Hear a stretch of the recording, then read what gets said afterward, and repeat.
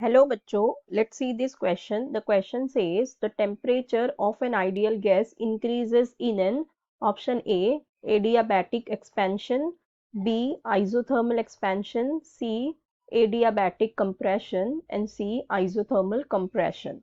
So इस question में हमसे ये कह रहा है कि जो temperature of an ideal gas increase होता है इनमें से कौन से जब प्रोसेस हो तो ठीक है। सो देखो क्या होता है जब हम गैस को when an ideal gas is compressed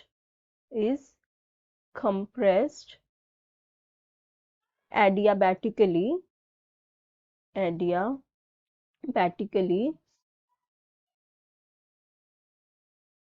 तो क्या होता है अगर हम किसी गैस को कंप्रेस करें एडियाबैटिकली।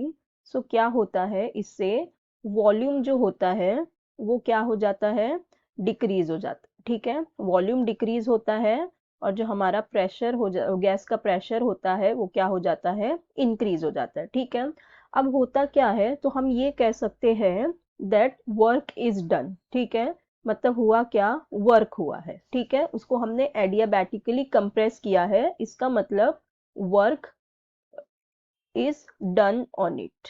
वर्क डन लिखो या ऐसा हम लिख सकते हैं work is done on it. ठीक है, अब वर्क डन हुआ है, तो इसका मतलब क्या कि ये जो हमारी वर्क डन है ऑन द सिस्टम, ये जो वर्क हुआ है ये क्या हो जाती है, ये हो जाती है कन्वर्टेड इनटू, वर्क डन जो हुआ it's converted into internal energy. ये इंटरनल एनर्जी में कन्वर्ट हो जाता है हमारा वर्क डन। ठीक है, अब इंटरनल एनर्जी में कन्वर्ट हुआ विच टर्न इट मीन्स कि क्या हो गया, हमारा इंक्रीज इन टेम्परेचर हो गया। ठीक है, क्या हुआ, इंक्रीज इन टेम्परेचर।